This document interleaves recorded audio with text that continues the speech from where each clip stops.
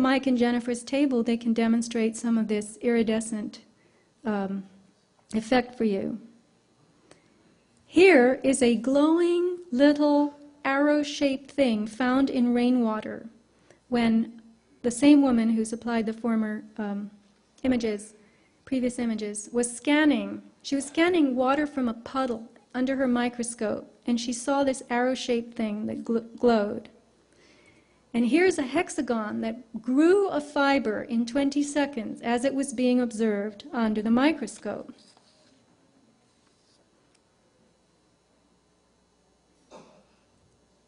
The field of synthetic biology is a new frontier of science. It draws from biochemistry and biomedicine, genetics, robotics, radiation biology, and information technologies.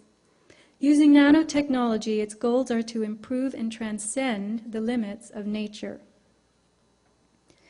On February 21st of this year, Time magazine had a feature story on the singularity, the term signifying the merging of man with machine.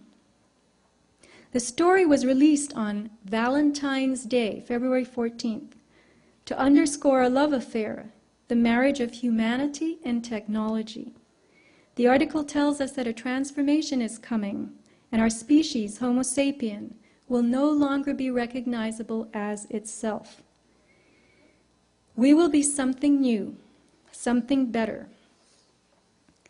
The time predicted for this transformation is 2045. The man who is making this prediction is Ray Kurzweil, a futurist known for his uncanny accuracy in just this area, the pace at which technology grows and improves, such that it will one day be smarter and better than us. That's the singularity. There's a Singularity University hosted by NASA, sponsored by Google, to teach people about the intelligence explosion. Ray Kurzweil has made fortunes over and over as an engineer and inventor. A documentary about him is called The Transcendent Man. He wrote the best-selling book that you see here, The Singularity is Near, which came out in 2005. Singularity is a word from astrophysics, referring to a point in space-time where the rules of ordinary physics no longer apply. Kurzweil has correctly predicted the growth of information technologies. He has made it clear to the world that technological progress is exponential, not linear, which means that advancement begins to advance itself, in a manner of speaking. Exponential curves start slowly and then explode. A quote from the Time magazine article: "In Kurzweil's future, biotechnology and nanotechnology give us the power to manipulate our bodies and the world around us at will, at the molecular level. We ditch Darwin and take charge of our own evolution." The question is, who is we and what is at will? Whose will? Kurzweil predicts that by 2020 we will have successfully reverse engineered the human brain. And when hyper-intelligent artificial intelligence arrives, all we have to do is hand ourselves off to it. Armed with advanced nanotechnology, AI will solve the problems of the world. Strong AI, they use this term, is a super powerful, broad-spectrum intelligence that operates as easily and comfortably as a human being.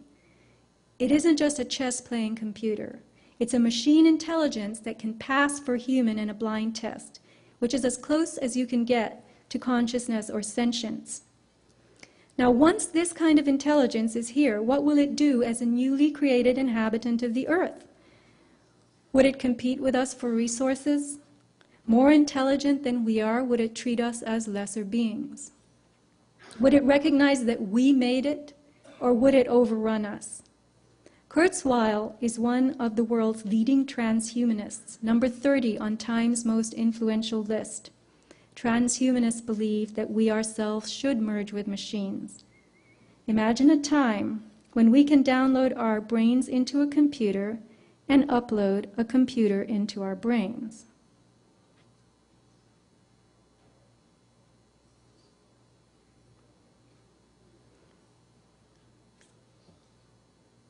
Not starting.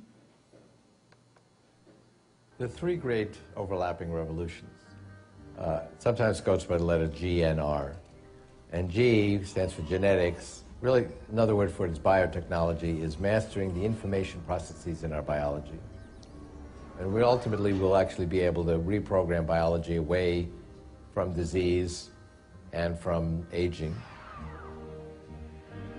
N stands for nanotechnology. For the next 25 years, we will have blood cell-sized devices that go inside your body and keep you healthy from inside, that go in your brain and interact with your biological neurons and allow us to merge with non-biological intelligence. The third one goes by the letter R, which stands for robotics, robots.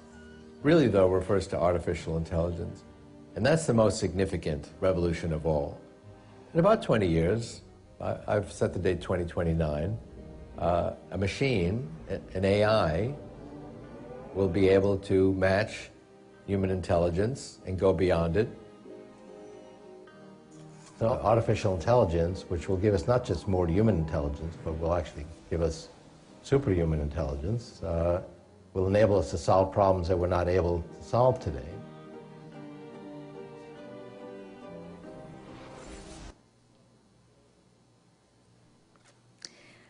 Artificial blood cells are mentioned again in the Transcendent Man.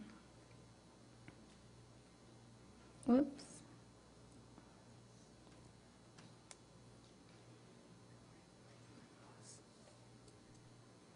None of this is working. I'm sorry, oh, here it is. Okay. Biology is very impressive and intricate, clever, but also very suboptimal compared to what we ultimately will be able to engineer with nanotechnology. We are building devices now that are at the nanoscale. This is a design of a robotic red blood cell. Conservative analysis of these respirosites shows that if you were to replace a portion of your red blood cells with these robotic versions, you could do an Olympic sprint for 15 minutes without taking a breath, or sit at the bottom of your pool for 4 hours. We'll be able to download software against specific pathogens, including ones that have never been seen before, not be subject to autoimmune disorders. And if you look at what will be in principle feasible with nanotechnology, we can go far beyond the limitations of our version 1 bodies.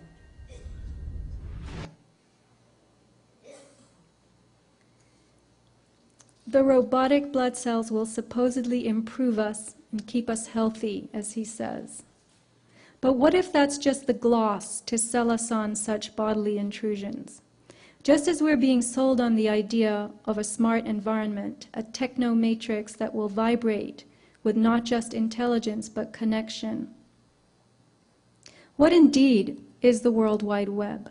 We may think it's the internet, but it will be the humming network of everything connected through ubiquitous intelligence, intelligence that is everywhere. Artificial intelligence will connect the world. Homo sapien will be transformed into Homo evolutus. Biological processes will be run by technology. Living things will not be reproductive. The earth will be populated with engineered species, and all processes will be patented, licensed, and controlled.